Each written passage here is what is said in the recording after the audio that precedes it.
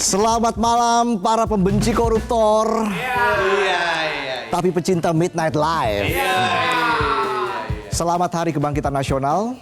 Semoga dompet penonton juga mengalami kebangkitan ya. Udah lembur, nontonin saya. Semoga gajinya semua di atas 15 juta. Biar dianggap sehat dan pintar.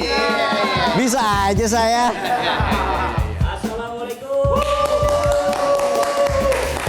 Waalaikumsalam. Mohon maaf nih ya, kita lagi nggak terima sumbangan. Iya kok sembarangan. Ini isinya ijazah, bukan minta sumbangan. Ijazah nih? Ijazah? Asli ya? Asli dong. Tengah malam bawa-bawa ijazah, mau ngapain? Saya seharian nih keliling nyari kerja. Nyari kerja? Iya. Emang di sini nggak kerja? Ya kerja sih. Cuman kan saya nyari kerjaan yang gajinya minimal 15 juta. Biar dibilang pintar dan sehat. Pintar dan sehat. Iya. Kalau di sini gajinya berapa? 7 juta. Kirain 7250. Itu waktu saya kerja di kota. Ya udah, gimana kalau kamu kerja sama saya aja? Wah menarik nih. Kalau ada lowongan gini saya suka nih. Ada saya lowongan. Gaji 15 nih. Oh, 15 juta. Cakep. Kerjanya apa nih? Jagain situs. Wah, saya senang nih jaga situs, gajinya nggak begitu berat nih. Kerjaannya nggak begitu berat, gaji gede. Iya. Situs apa nih kalau boleh tahu nih? Situs sejarah. Sejarah, history. History. Ini history apa nih kalau boleh tahu nih? Kebetulan Google Chrome saya banyak historinya tuh. Wah, Iya. Jadi tolong dihapus-hapusin lah. ogah, saya mendingan jaga situs yang lain. Ya udah deh. Kalau gitu langsung aja pemirsa kita mulai, inilah Midnight Live.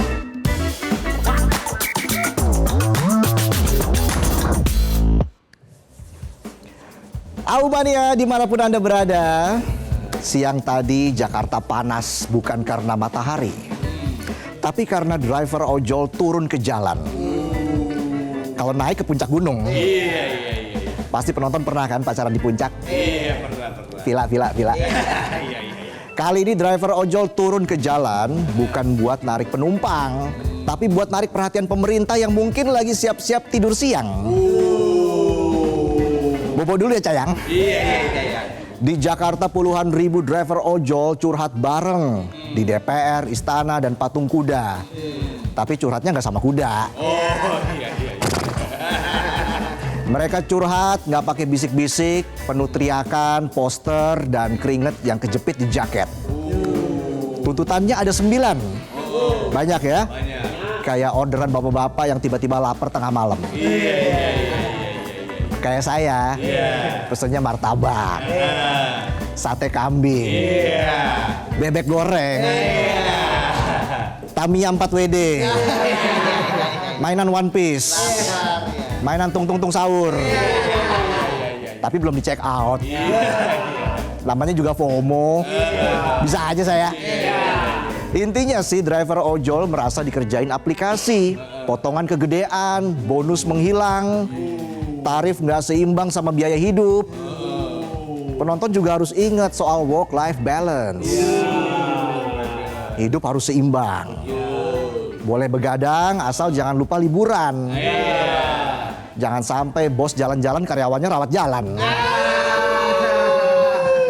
Para driver ojol ingin dipandang sebagai pekerja, bukan sekedar mitra yang bisa ditendang pas lagi susah. Sebagian dari mereka mematikan aplikasi, katanya sih sehari penuh sebagai bentuk protes biar sistem ngerasain hidup tanpa driver. Kayak mantan yang lu blok, biar dia ngerti rasanya kehilangan. Tapi ternyata dia udah move on. Bikin konten di TikTok dengan caption, gak saling menyapa lagi, bukan masalah kok buat gue. Musik.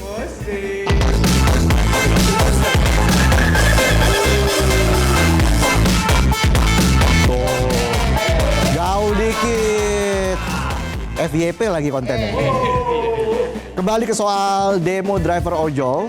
Bagaimana tanggapan pemerintah? Istana bilang demo jangan sampai mengganggu kebutuhan masyarakat. Lalu Wakil Menteri Ketenagakerjaan bilang kita menghormati aspirasi para driver ojol dan sudah ada komunikasi dengan perusahaan platform. Bos, kalau modal komunikasi tanpa aksi gini nih yang bikin pusing. Jadi ingat komunikasi sama buruh street text. Ibarat pasangan yang kasih gombalan nih ya. Sayang, dari skala 1 sampai 10 rasa sayang aku ke kamu tuh cuma 2. Kok cuma 2 sih sayang? Iya, maksudnya 2 itu 2 banget. Namanya juga gombal. Kemudian ada Menteri Perhubungan yang bilang kebijakan ini butuh keseimbangan semua pihak, pengguna, pengusaha, dan juga driver.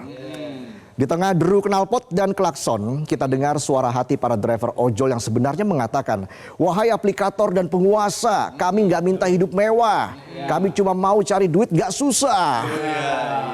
Di sisi lain ada beberapa driver dan asosiasi yang nggak ikut turun demo. Mereka bilang bukan nggak solid tapi dompet lagi sulit. Tiap balik nggak bawa uang, yang di rumah udah taruh bantal depan pintu. Lebih serem ini dari potongan aplikator. Mana kunci pintu disembunyiin. Kayak quotes di belakang truk. Papa bawa uang, mama sayang. Papa nggak bawa uang, mama tetap sayang. Cuma ditendang. Intinya demo ini adalah bukti kalau suara driver itu nyaring kalau disatukan. Kayak nekat ngedate meski duit seret. Modal minuman saset 1 gelas berdua. Kalau diaduk berdua kan tetap bisa bikin baper ya. Yang penting itu ngaduknya rasa nomor 2. Jangan sampai kebijakan soal transportasi online ini cuma dikendalikan oleh algoritma dan laporan PowerPoint. Karena hidup di jalan itu nggak semudah buka maps. Ada hujan, ada jalan berlubang, ada order fiktif, nyasar ke kuburan, ketemu kuntilanak merah, gimana hati nggak marah. Dan yang paling serem kalau cuma janji-janji manis yang lebih goib dari ghostingan gebetan. Mereka bilang driver itu mitra, ada bonusnya, tapi syaratnya ruwet. Lebih ruwet dari syarat calon mantu. Yang harus sesuai dengan bibit, bobot, bebet. Kerja apa kamu? Gaji kamu berapa? Ijazah kamu asli nggak? Siapa yang melahirkan kamu? Bumi datar atau bulat? Ini camer apa who wants to be millionaire? Saya nggak kuat, minta bantuan phone a friend aja deh. Ibarat kerjaan, beda bos, beda gaji. Salah bos dimutasi. Bisa aja saya. Kita berharap ke depan ada perbaikan yang bisa menjunjung asas keadilan untuk semua. Bukan adil sebelah. Jangan sampai salah satu dapat rating bintang 5, yang lainnya cuma dapat bintang-bintang di kepala. Puyeng maksudnya. Ditambah omelan pasangan di rumah plus omelan mertua. Kita lanjut ya. Kalau tadi kita bahas ojol, kali ini kita bahas setoran untuk preman di pasar. Yang ternyata preman bisa punya seragam, posko, bahkan pendapatan pasif. Nggak kayak penonton, udah datangnya dipaksa. Lucu nggak lucu harus ketawa. Gajinya masih segitu aja. Nggak sehat loh. Welcome to Pasar Induk Kramat Jati. Di mana ormas nggak cuma punya basis massa tapi juga basis setoran harian. Praktek ini udah jalan puluhan tahun. Sebelum ada TikTok.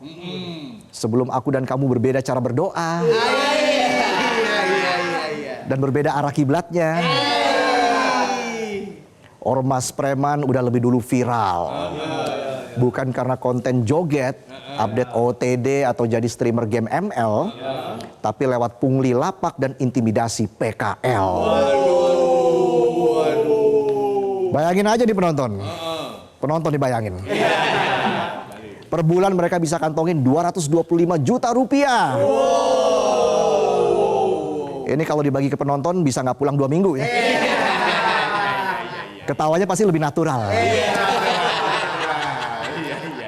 Nah, para ormas preman ini cuma modal galak, tampang serem, dan berlagak kayak malaikat pencabut nyawa. Lah kita udah kerja pagi ketemu pagi, sampai rumah masih diinterogasi. Papa dari mana sih pulang pagi terus? Biasa nguras laut pakai tutup botol.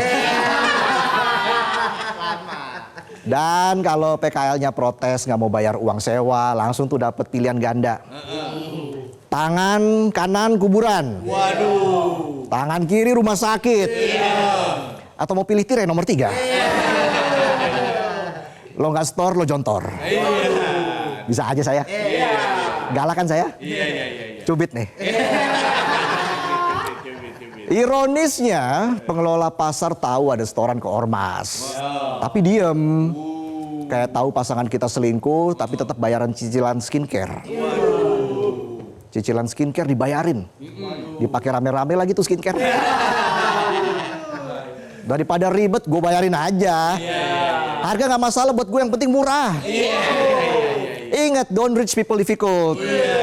Jangan kayak orang susah. Bisa aja saya. Setelah bertahun-tahun, polisi akhirnya turun tangan. Ada 7 preman langsung disikat. Telat lebih baik daripada tidak sama sekali ya. Daripada keburu preman daftar jadi caleg duluan. Emang ada ya? Ya udah tahu saya. Posko ormas preman juga bakal dibongkar jadi taman. Cocok ini. Ya semoga nanti yang tumbuh beneran tanaman, bukan bibit ormas preman lagi. Kita berharap pemberantasan ormas preman ini berkelanjutan, bukan cuma kenceng di depan, besoknya omon-omon karena sudah nggak jadi perhatian. Dan kalau pemberantasan ormas preman ini serius, negara harus punya nyali berantas preman sampai ke akar. Jangan cuma berani sama preman tingkat pasar. Preman pasar langsung dibui, giliran ketemu bos preman hilang nyali, malah minta selfie buat di story. Kita lanjut lagi ya. Selanjutnya ada berita viral tapi ini bikin mual. Badan meriang, bibir pecah-pecah, dan hati terkoyak-koyak. Kali ini kita bahas grup Facebook Fantasi Sedarah. Di mana keluarga itu bukan lagi tempat berbagi kasih tapi dijadikan fantasi. Ini bukan keluarga tapi bencana. Yang isinya orang-orang korslet. Kayak kabel colokan yang kesundut obat nyamuk. Anggotanya ada 32.000. Udah kayak grup diskusi kejiwaan tapi isinya nggak ada obat, cuma penyakit aja isinya. Dengan fantasi ke anak kecil, ke kakak, ke adik, ke keluarga sendiri. Bayangin keluarga dijadikan fantasi dewasa. Nyungsep ke neraka jalur VIP nih.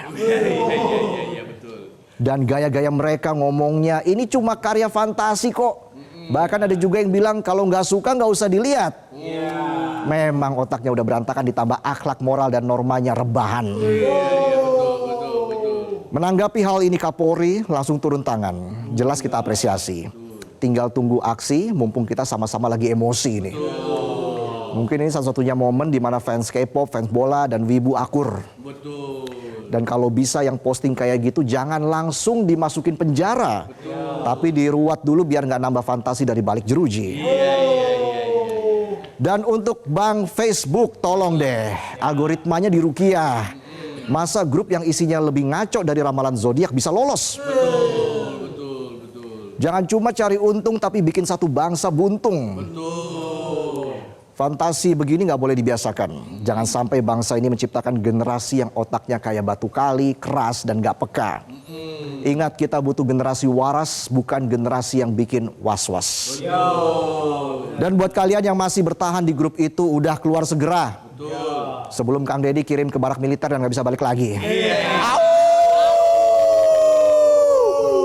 Dan itulah sajian pembuka kami di Midnight Live. Aumania mana suaranya?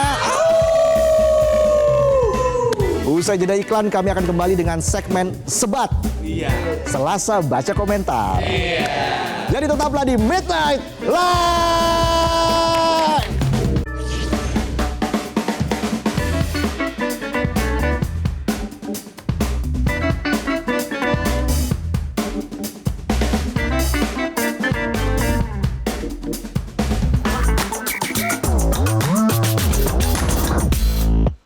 Jelajahi cara baru mendapatkan informasi. Download Metro TV Extend sekarang.